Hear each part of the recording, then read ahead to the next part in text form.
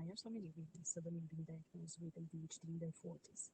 I'm Dr. Livia Pontes, a clinical psychologist and neuropsychologist, and let me walk you through the difference between ADHD and the cognitive changes we experience during perimenopause, because they can look very similar.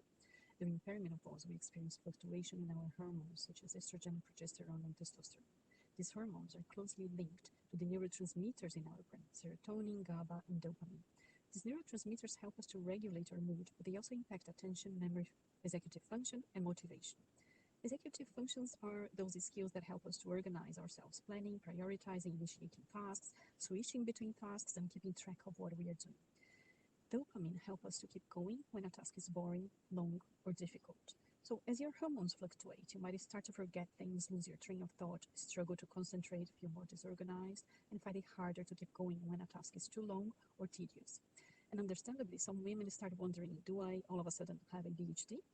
Now, I want to be very clear. Many women with ADHD might have fallen through the cracks in childhood simply because girls' presentation is different. They do not tend to present the stereotypical hyperactive element of ADHD.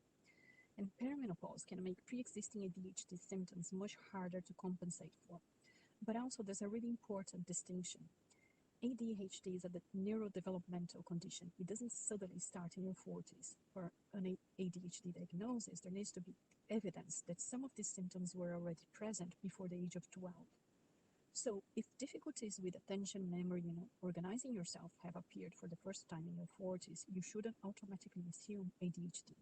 Equally, if those difficulties have been there since childhood but have become much harder to manage during perimenopause, then ADHD may absolutely be part of the picture. So the main question we need to look an answer for isn't simply, do the symptoms look like ADHD? The really important question is, when did your difficulties start? Because that completely changes what those symptoms mean. Save and share this post with a woman that might be struggling. And please keep an eye out for my follow-up post about what a good ADHD diagnosis and assessment should look like.